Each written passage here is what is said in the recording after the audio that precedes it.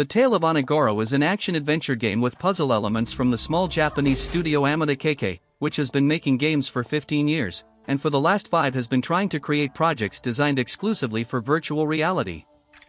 The story of the Tale of Onogoro unfolds in a parallel world where magic and technology coexist.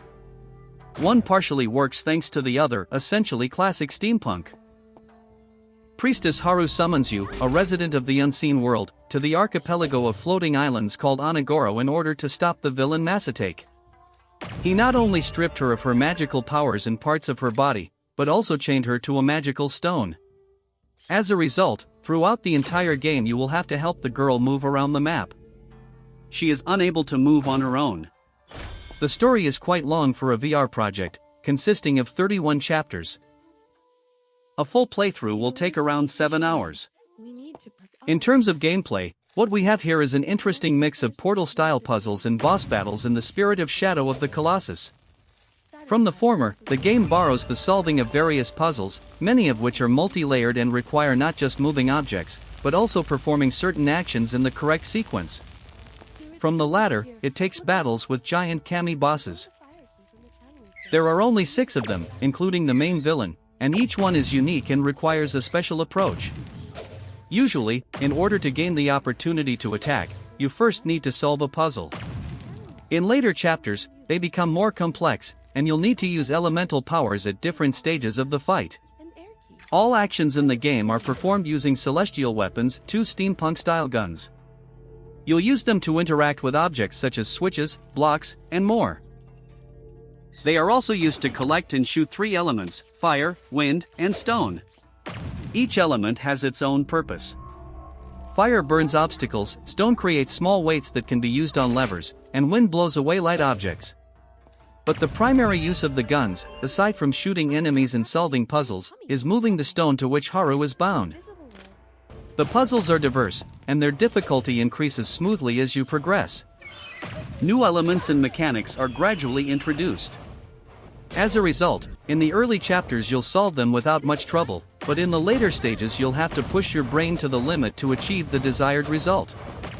The developers came up with so many ideas that by the final levels they managed to create truly interesting combinations. You won't get bored until the very end. Many puzzles feel like works of art, where you must use magic and steam-powered mechanisms to reach your goal. Between puzzle-solving segments, and sometimes right in the middle of them, you'll face battles against various enemies. In addition to the kami bosses that await at the end of each chapter, the levels also feature smaller creatures called kenzaku. There are quite a few types of them. Some attack from a distance, while others prefer close combat. Their main feature is that they are unconventional enemies that must be defeated using specific elements. Sometimes, in order to gain access to the required element, you'll first need to solve a puzzle. Combat is made even more interesting by the need to think not only about your own survival, but also about protecting Haru. If she takes damage, you suffer as well, since the player and the priestess share the same health pool. At any moment, you can restore health by taking the girl's hands, though this is only possible during breaks between battles. Visually, the Tale of Onogoro is very well made. This is largely due to its strong artistic style and quality artwork. On PlayStation 5, everything looks sharp and colorful, and the game runs smoothly without performance issues. The visuals are complemented by well-chosen music and full voice acting for all dialogue. I'd recommend switching to the Japanese voice track right away. It's significantly better than the English version in terms of casting and voice performances. In addition to puzzles, the game offers 46 trophies, including a platinum trophy. Some of them are story-related and cannot be missed. There are also several collectible trophies, but the remaining 31 are awarded for completing each level with 3 stars. These are fairly frustrating challenges, as the main criterion for the highest rating is completion time.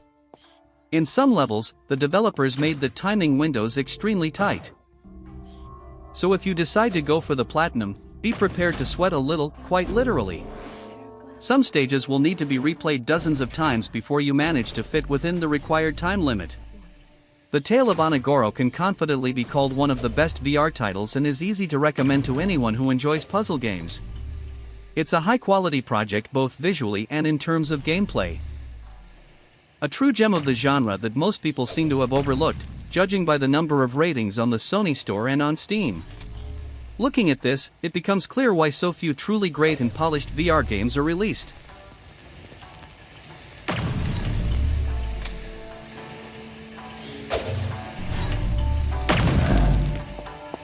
A divine boundary shaped like a pair of glasses. Two lamps side by side. Perhaps we should make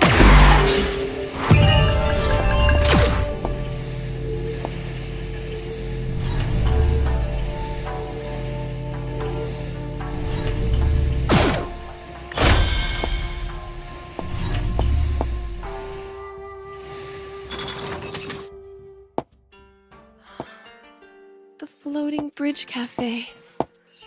Akane's souvenirs. They are all closed. If only we were here during more peaceful times. As the High Priestess of Daijingu, I usually stay deep within the shrine. There, I offer up prayers for everyone in the world. The only time I leave the Grand Holy Shrine is to quell the restless souls of incensed kami. And that only happens when people are in danger, such as today. It may be inappropriate of me to say this, but it is rather pleasant to be able to look around the town like this. Even if we cannot go into any of the shops. Please be gentle with the calling stuff. We need ground keys.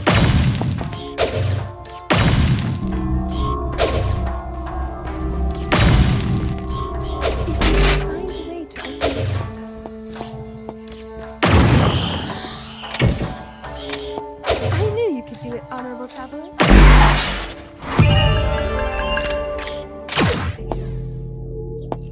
Careful!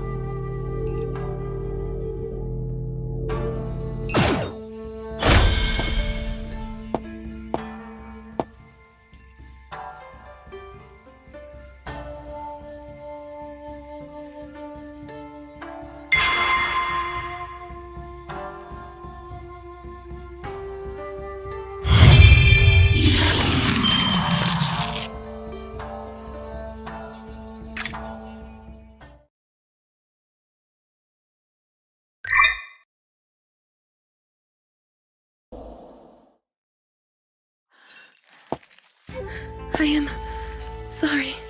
Please, let me rest. Only for a moment.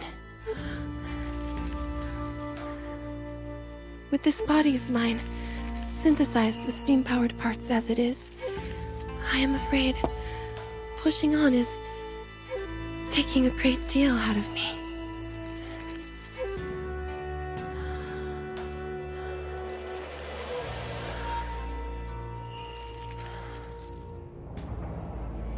I simply needed a little rest. I'm better now. Truly, I'm all right now. I am sorry to have worried you.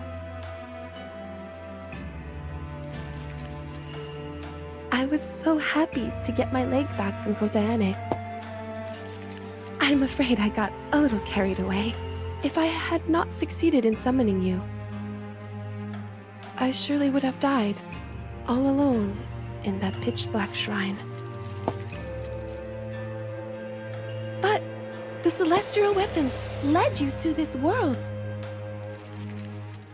Elder Masatake's scheme did not come to fruition.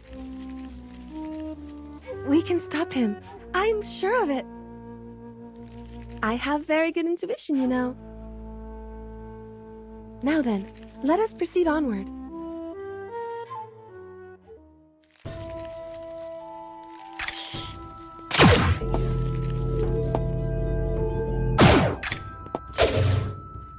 Hello? Anyone? Is anyone here? If you can hear me, please, say something. Thank goodness. It looks like everyone managed to escape. Even one Kenzoku can be a major threat to someone who cannot use the power of truth. It would be terrible if anyone were still here. With no people around, there is no need to hold back then. Let us unleash our full power on Tommy and teach Masataro a lesson.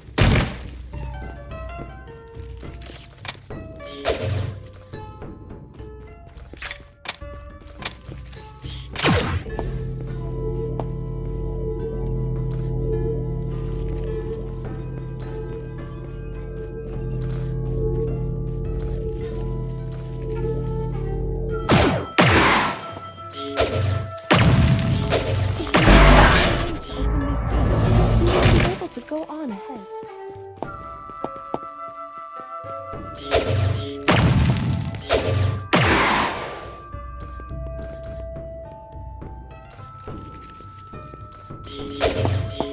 The floor was too big to fit into the shuttle box.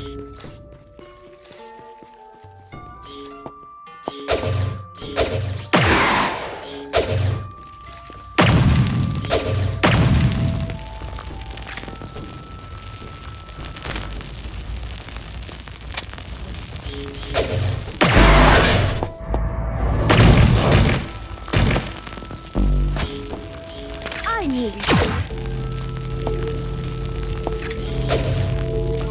Careful! You are a natural with the celestial weapons.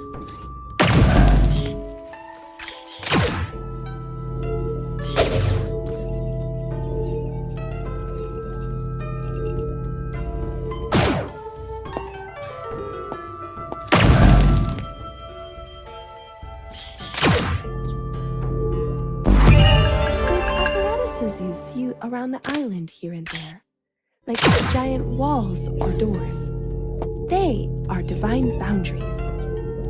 People who cannot use the power. Ha!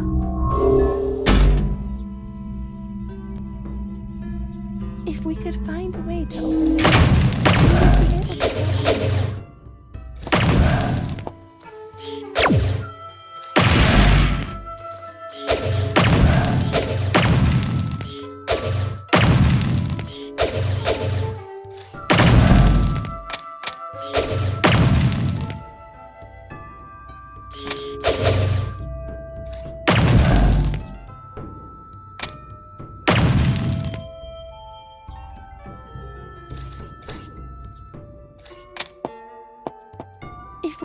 Ha!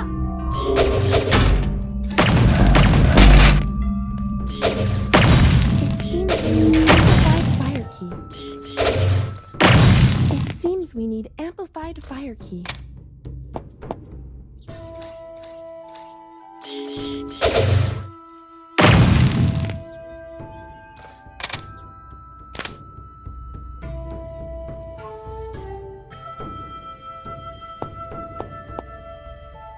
If we could find a way to open this gate, we would be able to go on ahead.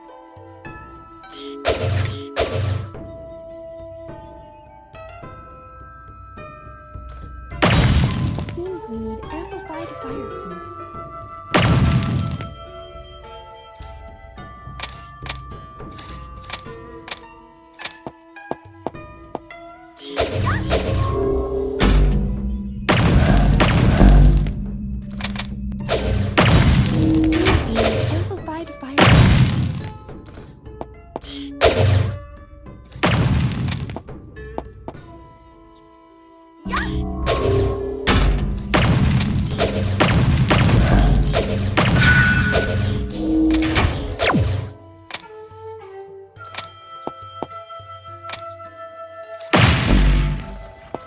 You were able to use amplified key so easily. I'm impressed, Honorable Traveler. Amazing! We did it!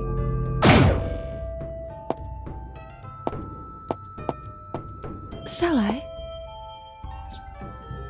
Very well. Let me begin.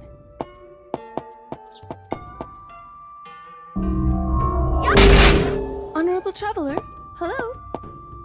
I am over here.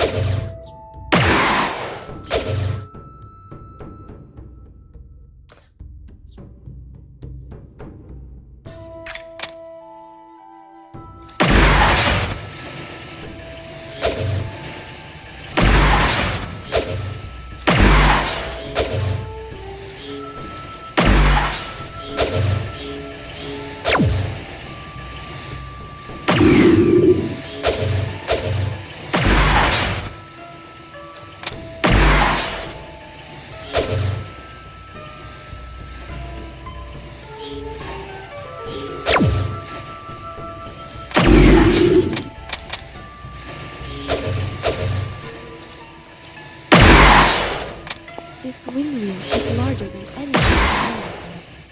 I imagine I can make it move with more power.